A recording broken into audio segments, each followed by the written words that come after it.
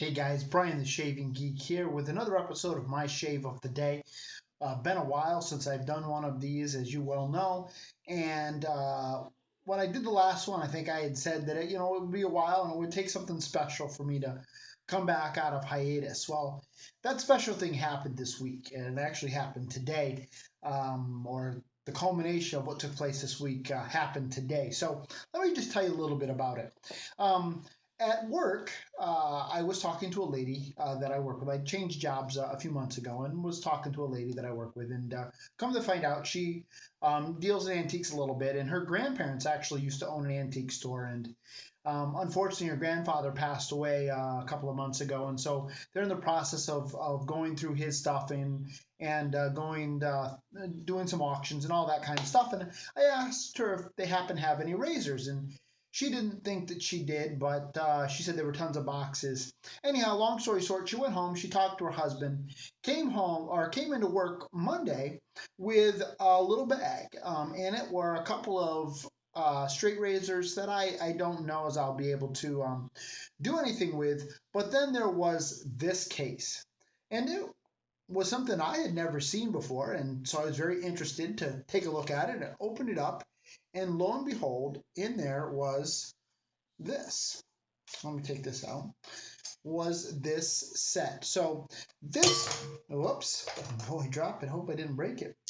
Um, I think it's okay. It's okay. Whew, I would have been upset with myself.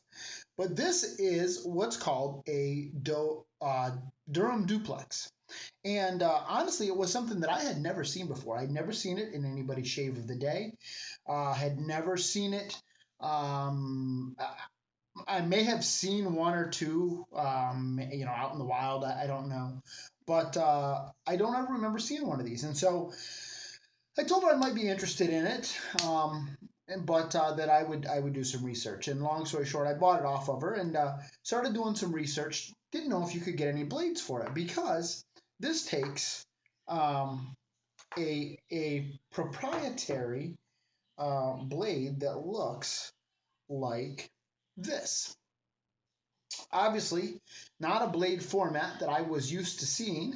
And so, again, I wasn't sure if I could get any blades for it, but I really thought the thing was cool. And so I figured, well, if for no other reason, I would love to have it because it would be a piece of shaving history and it would be something interesting. So we'll come back to the blades here in a second. I'm dropping things all over the place here. So let me grab those blades and I'll be right back. And as you all know, I don't edit these, I shoot them, I put them up, and it is what it is. So, the thing that I found very interesting with this is obviously it looks like a straight razor, but it takes those blades that I showed you and it just pops apart. There's a little tab right here, and you press on that tab, and this end slides off like that. I thought, well, wow, that's pretty cool. And on the back is this little piece that slides into this channel on this shaft, and then it just pops into place like that. I thought, well, that's really neat. But then in this box is also this piece right here. So I pulled it out. Well, what in the world's this? Well, that happens to, if you pop this piece off, that slides into the slot like that, pops into place. And then this, from my understanding, this attachment was meant so that you could strap your blades. And the way that this metal was, or this was offset, would then help you strap that. And obviously, I don't have a blade in there, but at the proper angle that the blade was ground. But in the instructions, and this mine didn't come with any instructions, but I've seen instructions on the web that you could actually, they would recommend that you could also shave with this attachment on there, and it would then function almost like a straight razor. So I was very intrigued by this. I thought it was really neat. I just thought the workmanship on it was very, very cool. And um, the patent date on this is 1907, somewhere on here. May 28th, 1907. I don't know if that's going to focus in or not. But anyhow, that's what it says right there. May 28th, 1907. And so I thought, boy, this is really cool. So I started doing some research into it, and I found that there are a number of these versions that came out, a number of different um, styles of this, a number of different packaging. There are a number of different options as far as um, uh, the way that this even clicks in. This one happens to slide into this channel like this. And most of the other ones that I have seen, actually, there are two little like clips that actually there's holes in the back of this, and those clips pop through, and it and that's how it, and then they slide over just like this does, and that's how it holds the blade. And so I'm not sure. I'm thinking that maybe this is an earlier version. I don't know that. I'm thinking this is maybe an earlier version than the others. By no means am I any expert on this, but um, just a little. I actually like this version a little bit better. But this case I thought was really nice and great condition. Just very, very cool. And so then I got to look and I said, well, can you get blades for it? I love it. I think it's really super cool, but can I shave with it? This set did come with about 5 of these, and these do look like new old stock. They don't look like they've ever been used, or if they've been used, it wasn't very much. And I thought, well, probably I would be able to bring these back to life, but could I get something, uh, something do they still make blades for it? Again, not ever having seen this form factor in blades. And so did some research into it, found that there are some carpet blades that are made for it. And some people have used those and are in that form factor, not made for this, but they're made more for carpet cutting. You can get them at Lowe's and Home Depot, and some guys have honed those and had, it seems like, varying degrees of success with it. But um, it seemed like there was more negative than positive with that. But then what I heard is that Persona makes what they call a pathology blade, and it's in the form factor. I'm not 100% sure whether or not it's stainless steel or carbon steel, but some guys had really had some good success with those blades, and so I went looking to see if I could get a hold of those. Well, what I found is that those blades come in either packs of 100 or 1,000, and obviously I don't need either. 100 blades would last me and probably my son and my grandkids that are yet to be born, and probably would never use 100 blades, let alone 1,000 blades. But I was about ready, and they're not the most expensive blades in the world, but a pack of 100 was around $30, $35 shipped, um, from what I had found. Didn't really want to drop that kind of coin, but I was so intrigued by this and was so excited about it that I thought, well, I'm going to go ahead and buy. I'm just going to buy 100 blades, and it is what it is. And then I posted about this on, I believe it was the Shave Market, a couple other of the groups on Facebook, and somebody said, "Hey, go to tryablade.com. They have them." And so I went, and sure enough, they had these blades, Persona blades. I think 60 cents a piece. I ordered 5 of them, had them shipped, and they arrived on Friday. So I cleaned this thing up last night. Super excited to use it. I hit it with some 409 to disinfect it. Wash it with some mild detergent, and loaded it up with this Persona blade today. And now I'm not going to lie and say that it was the best shave I ever had. By no means was it. Was it the closest shave I've ever had to date?